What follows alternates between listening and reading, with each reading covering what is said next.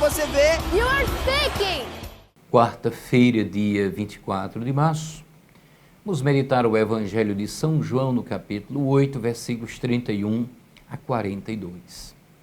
Proclamação do Evangelho de Jesus Cristo, segundo São João. Glória a vós, Senhor. Naquele tempo, Jesus disse aos judeus que nele tinham acreditado: se permanecerdes na minha palavra, sereis verdadeiramente meus discípulos, e conhecereis a verdade, e a verdade vos libertará. Responderam eles: somos descendentes de Abraão, e nunca fomos escravos de ninguém. Como podes dizer, vós vos tornareis livres? Jesus respondeu: em verdade vos digo, todo aquele que comete pecado é escravo do pecado. O escravo não permanece para sempre numa família, mas o filho permanece nela para sempre. Se, pois, o Filho vos libertar, sereis verdadeiramente livres. Bem sei que sois descendentes de Abraão. No entanto, procurareis matar-me, porque a minha palavra não é acolhida por vós. Eu falo o que vi junto do Pai, e vós fazeis o que ouvistes do vosso pai. E eles responderam então: o nosso pai é Abraão. Disse-lhe Jesus: se sois filhos de Abraão, praticai as obras de Abraão. Mas agora, vós procurareis matar-me, a mim, que vos falei a verdade que ouvi de Deus? Isto Abraão não fez. Vós fazeis as obras do vosso pai. Disseram-lhe então: nós não nascemos do adultério, temos um só pai, Deus. Respondeu-lhe Jesus: se Deus, vosso pai, vós certamente me amaríeis, porque de Deus é que eu saí e vim. Não vim por mim mesmo, mas foi Ele quem me enviou. Palavra da salvação, glória a vós, Senhor. Se Deus fosse vosso Pai, certamente me amaríeis. Hoje o Senhor dirige duras palavras aos judeus. Não a quaisquer judeus, mas precisamente aqueles que abraçaram a fé. Jesus falou aos judeus que acreditaram nele.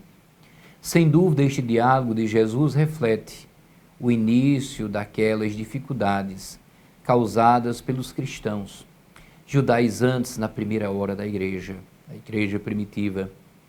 Como descendiam de Abraão, segundo a carne, esses tais discípulos de Jesus consideravam-se acima não somente dos gentios que viviam longe da fé, mas também acima de qualquer discípulo não judeu, participante da mesma fé.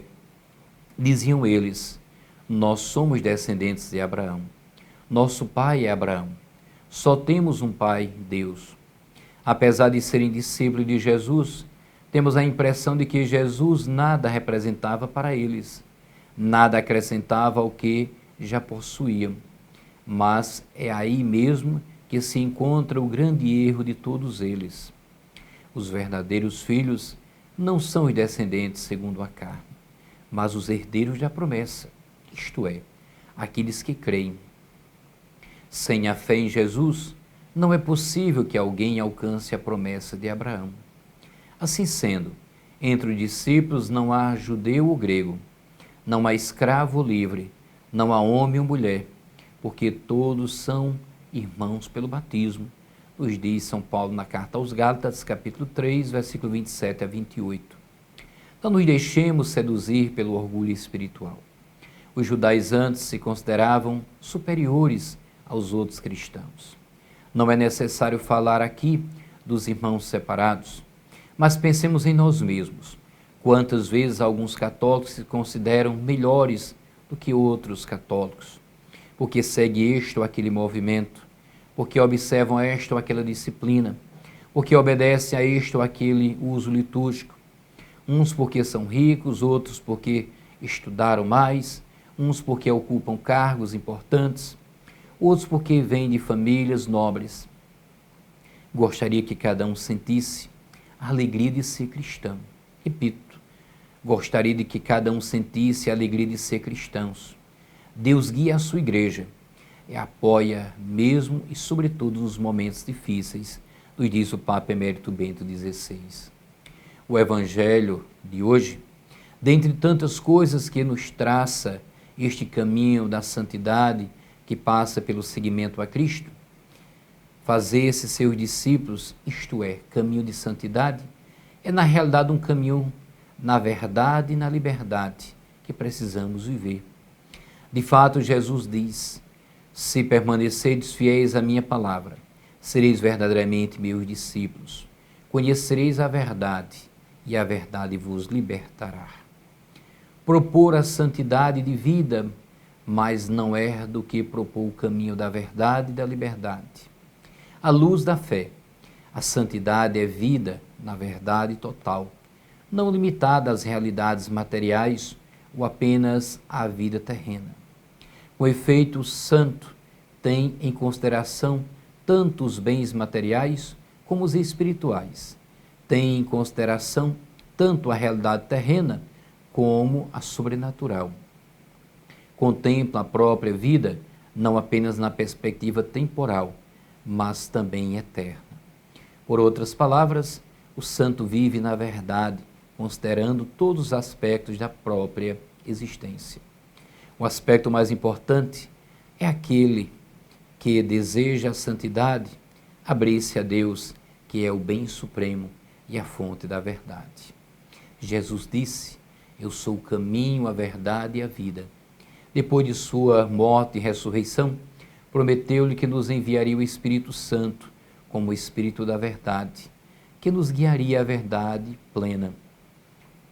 Por isso devemos suplicar sempre a Deus que nos mostre, como discípulos que somos, os caminhos verdadeiros de como trilhar a nossa vida. Deus abençoe a todos. Chegou um novo CCAA para você. Online, ao vivo e presencial. Juntos, o mesmo conteúdo, a mesma qualidade para todas as idades. Você pode decidir a cada aula onde vai aprender inglês ou espanhol. Na sala de aula com sua turma, em casa, no trabalho, em qualquer lugar. Sempre com a presença do seu professor, interação com os amigos e muita conversação. A flexibilidade que você precisava com a nossa qualidade de ensino.